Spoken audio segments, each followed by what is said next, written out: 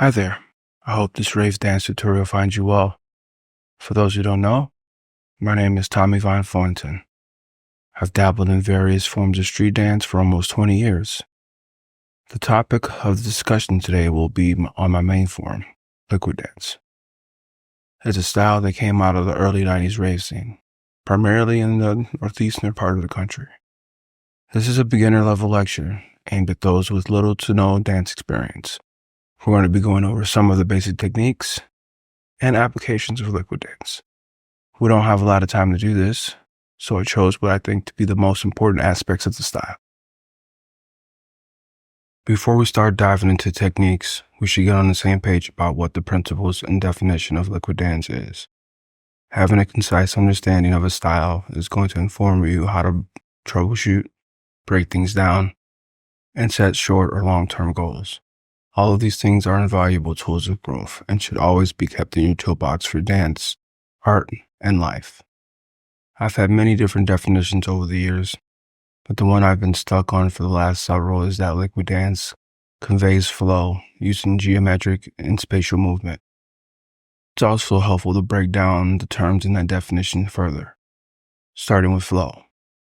We all have a vague understanding of what flow is, but to elaborate on it further, I mean any set of movements that when your audience sees it, they will see them as connected in some meaningful way. There are so many ways in which movements can be connected, many flows.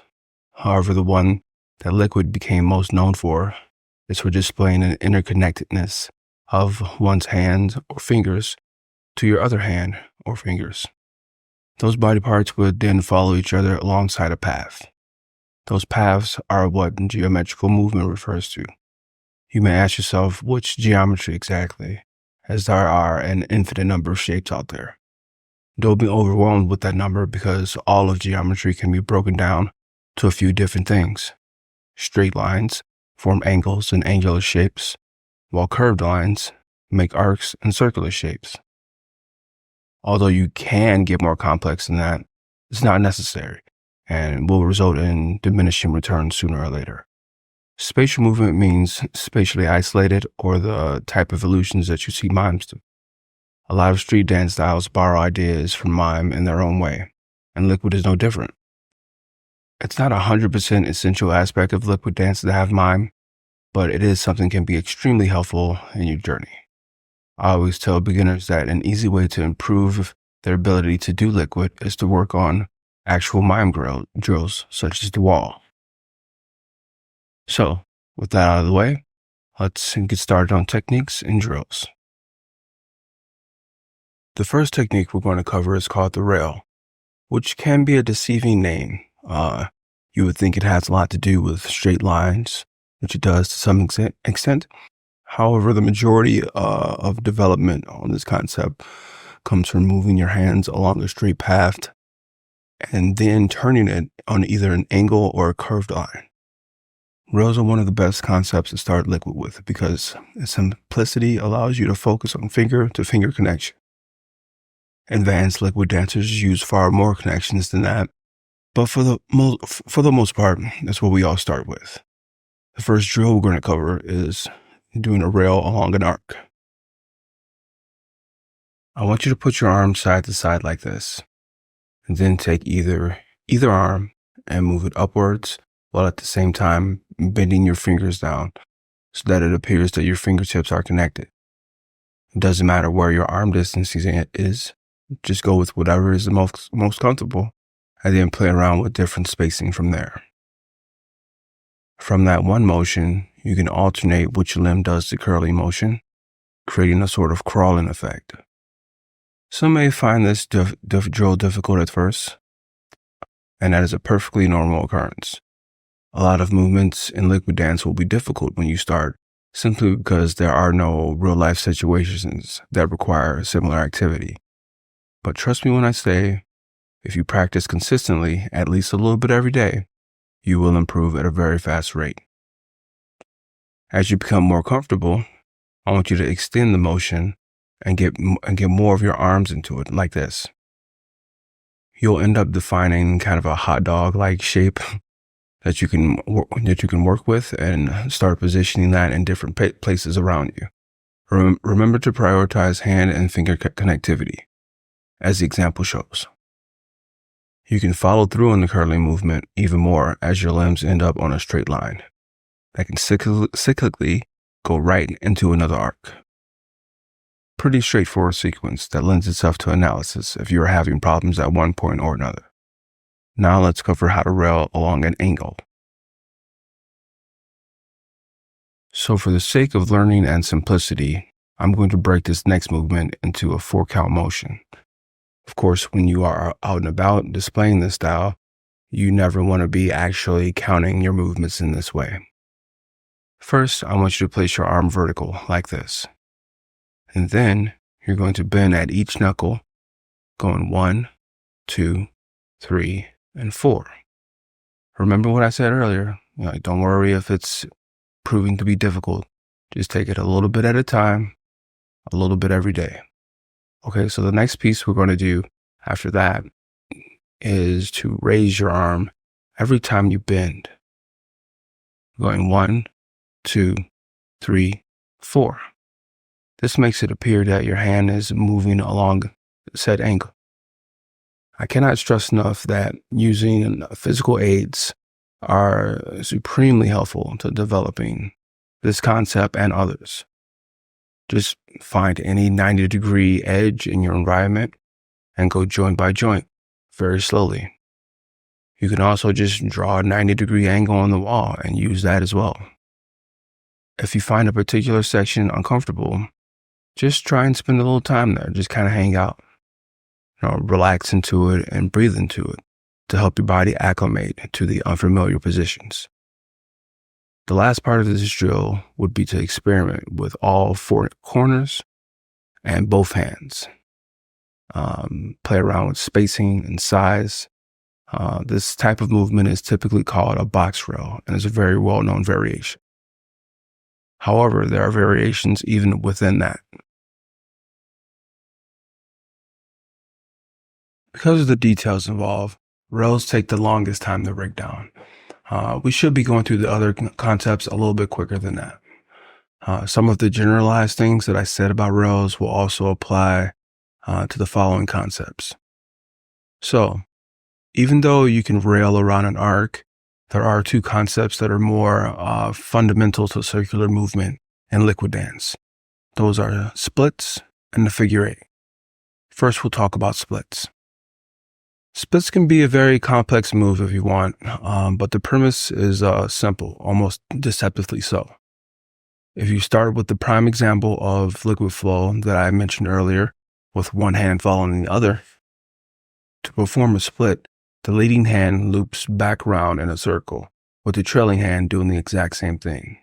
Traditionally, what comes right after that is just some form of linear flow, aka the start of another rail. To close out splits, let's take a look at a few variations here. The first one is showing that although I said that a lot of times a rail comes after a split, it doesn't have to. You could do 2, 3, or an infinite number in a row. And because of this, it can make splits a more efficient and a quicker way to travel long distances with your liquid dance. The next example is one of the more interesting ones. I found that if you do a split, but you take out the actual circle part of it, it still conveys a heavy amount of flow. One of the reasons why could be that it looks very similar to the mime rope pull spatial illusion. You can use this and the normal form to reorient your body in space and make really defined straight rails. The third example shows a little bit of the other side of that coin, where I'm emphasizing the circle motion and using it to create something unexpected, doing a split with a pattern from the dance form known as tutting. And lastly, it isn't really a split variation per se, but a short demo of what a split and a rail following that looks like. It's a very classical and traditional kind of liquid flow that is usually ascribed to the Liquid Pop Collective, the crew that put our style on the map pretty much. Um, there were and are so many inventive permutations of a split rail combo. You could have a full liquid style using just those two. Moving on, let's talk a bit about figure eights. I'm not going to go too in depth about this because personally it is a bit of a weak area for me, and it can get more complex than splits or rails. That being said, it's definitely something that you should learn and dig as deep as you can into. We don't have great documentation at all regarding the early history of liquid dance, but it is arguable that the figure eight might have been the first liquid concept. We do know that early liquid was very inspired by dancing with lights, and figure eight motions are something that have almost always been around in that subculture of rave. Its importance in the grand scheme of things varies, but I don't see it losing its relevance anytime soon. The premise of it is very similar to the split, with the main difference being that it typically deals more with the size of your hands. And instead of a circle you're tracing, it's of course a figure eight or infinity symbol, whichever one speaks to you more. All right, so from there, we're going to jump right into the variations. The first one is the first version of this concept I ever saw, as well as the first one that I ever performed. It's basically tracing an eight with lights. Obviously, this works with or without lights.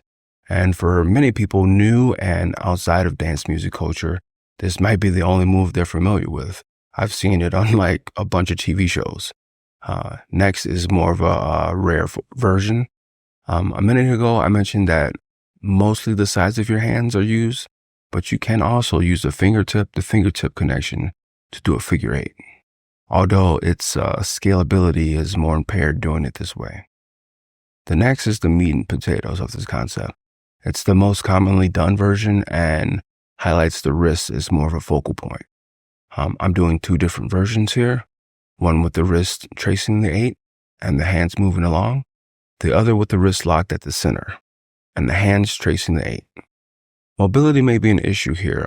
You may not be able to keep your wrist perfectly still while doing the motion, so don't worry if you have to reposition your arms as you go from upper part of the eight to the lower.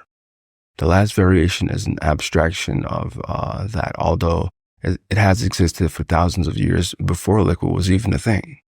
That's a concept called the teacup, and you can look up more details and tutorials on that on your own. It's in various martial arts. The way I like to look at this one is instead of a 2D figure eight that you're tracing along, it's more of an hourglass shape. Of varying sizes. It's an excellent thing to drill for mobility as well as for its own sake. Okay, so we're going to close it out by talking about a concept that, like some of the others, has a simple premise, but can be very, very powerful if utilized correctly. That concept is called contours. You perform it simply by gliding either of your hands along any part of your body. This concept shares a lot of gray area with several others, but since the intention is different, the application ends up looking different as well. So, in the first example, I'll just do one basic contour by running my one hand over the arms of the other. Note that the body part you're contouring does not have to stay still. In fact, moving it gives you more options and versatility. You can also trace shapes within your body and outside your body. One major thing that this concept does, besides get more of your full body into liquid, is push the idea that liquid flow can be about more connections in general than just relying on hand-to-hand connection.